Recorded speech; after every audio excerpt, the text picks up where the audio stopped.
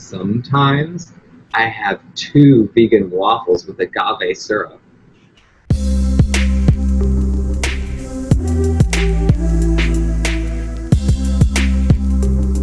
Hi there. Hello, hello. We're live, but not live to California. Oh, okay. How exciting. What is it, 6 a.m. there? No, it's 7 a.m., but it's a little overcast. I've known you quite a while, over 10 years, I think. 12 years? No.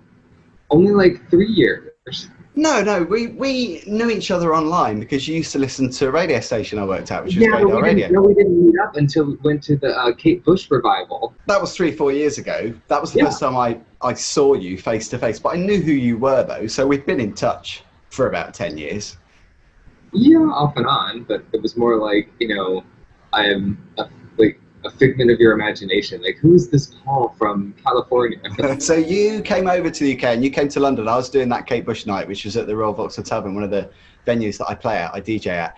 And that was the first time I met you. It was so amazing. And I think you were expecting me to play like club music all night, because that's normally the sort of music that I play. Yeah. This was a special Kate Bush tribute, so it was all Kate Bush music all night. And then, of course, like after that, I can only think of Kate Bush songs like the entire trip for the rest of the time. Job done. I love it. And then we took you out because you came back and we'd obviously started the vegan channel and you went vegan. You got in touch to say that you'd gone vegan. So we took you out and we made lots of films. So if you haven't checked those out, check out the playlist.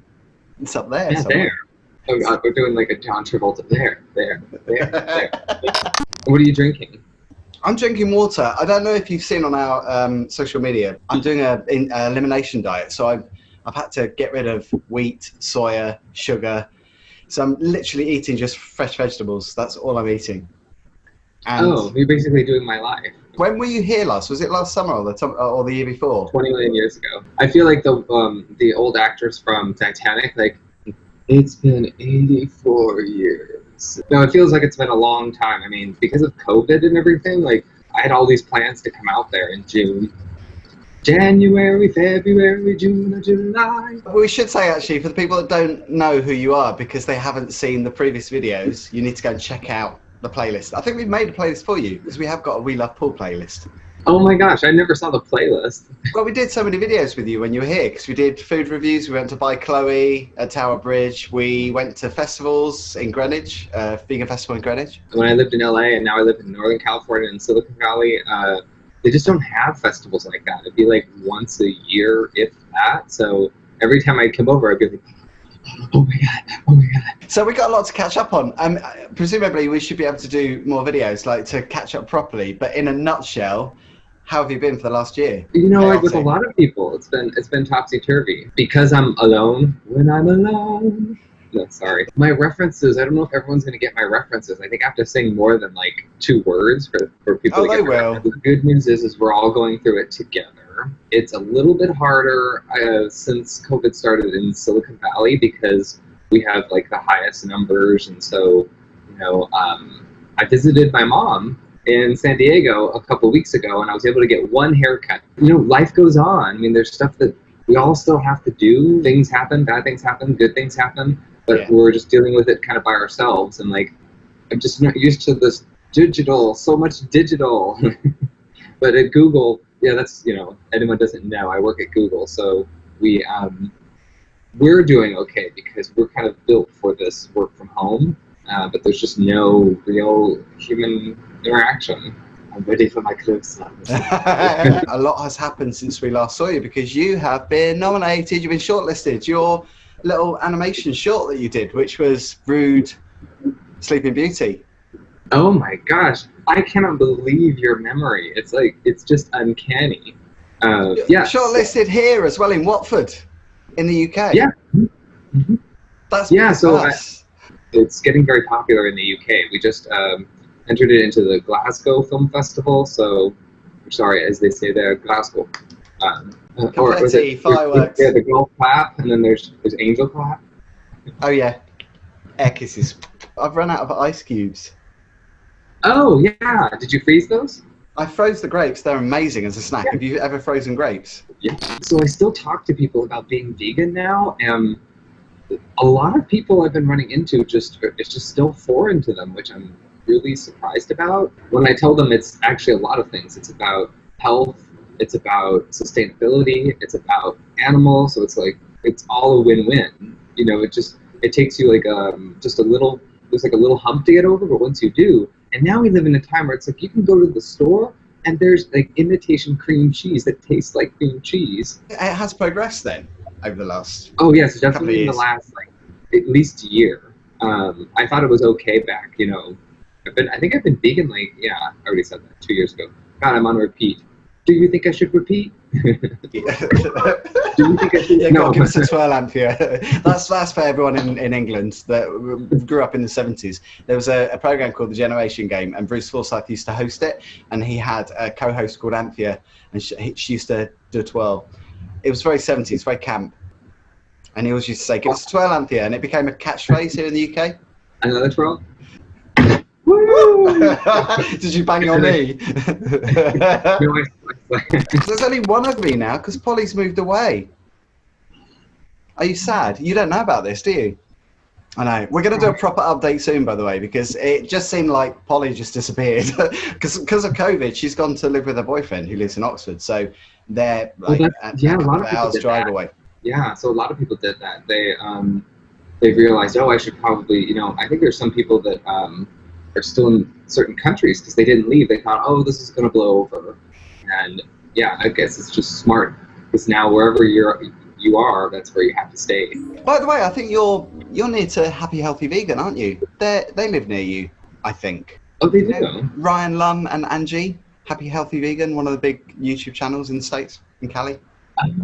No, I'm exactly with them. So how have you been entertaining yourself? Have you been watching a lot of stuff online? You gotta entertain yourself. I mean, because we're home all the time and I work from home all the time, you kind of have to. I've also been working out 5 days a week. I work out every work day, and there's like that regimen that you used to have going to like a fitness center, don't have that anymore. So now I learned from all the classes, it's like, this is when you have to apply yourself. I walk the dog, that's it.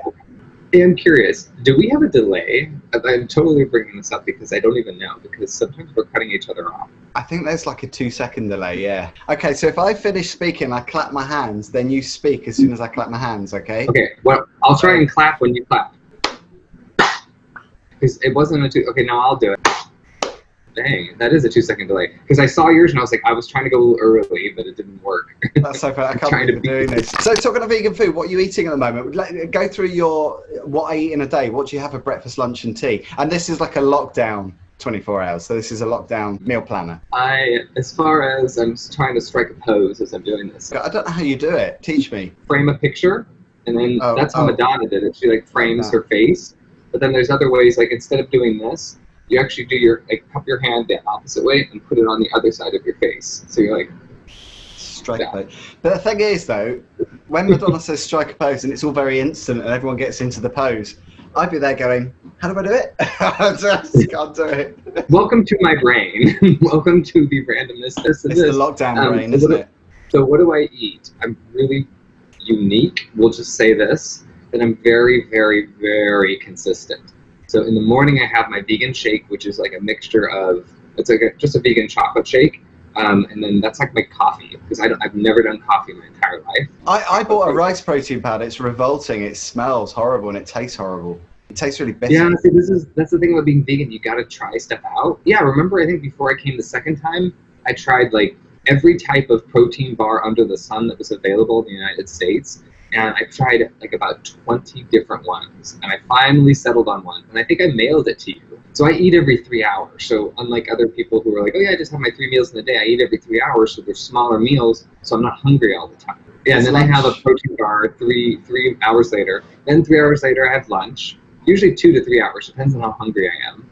Typically, it's every 2 hours. So you'll have 2 energy bars or protein bars in one day? No. It just depends, especially after I work out. But yeah, so then I work out every day, and I work out. I work out. I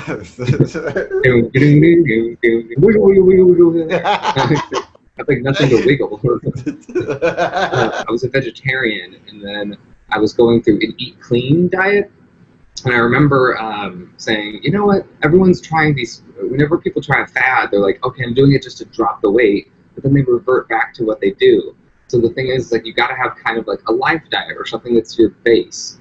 And then it's okay to say, quote unquote, cheat once in a while. Like, let's say, you're like, oh, okay, I'll have a vegan cupcake or something like that, even though there's not many here. People asked me, they were like, so Paul, like, you're so thin and like you work out and you eat really well, like, what's considered a cheat? And I said, sometimes I have 2 vegan waffles with agave syrup.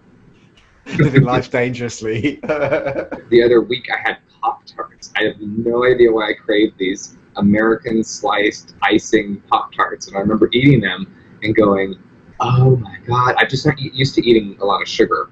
So I think if you eliminate sugar and you slow down that process, like that's the whole point. It's like in the morning, let's say you're not vegan and you go, okay, well, what are you going to eat? Like, don't eat pancakes and syrup because that was carb loading and you're just going to crave sugar and carbs the rest of the day. This is the thing about Happy Healthy Vegan. They have a catchphrase which is keep it carbs, baby. So they're really pro carbs because they work out a lot. So they're not ever saying, oh, don't eat carbs because they're bad for you. They see it as like a good thing because they're healthy carbs, because it's like a natural energy. Yeah, there are healthy carbs. I'm just saying in the morning in particular. You can have carbs later, like brown rice and quinoa and all that kind of stuff. So I still do that for dinner. So my biggest meal is usually my dinner. So that's my typical meal. Oh my God, I'm such a bachelor. And I'm such a like minimalist that I don't even like, I do the same thing, like roughly, like barely roughly. And I know most people aren't going to be like me, which is totally fine. Like I guess food is fuel for me, and I've learned to accept that. Except when I go out with people, that's when it's a little different. Like, oh, like when I went with you, or when I go out and into restaurants, it's like I go, oh, I'm going to try this and I'm going to try that. But when I'm home alone, then I kind of just revert back to the way I eat, which is like I'll steam up some broccoli, then I have some rice, and then I have a vegan protein. Then I'll mix in some like maybe a fresh vegetable, like 1 tomato, and then spices.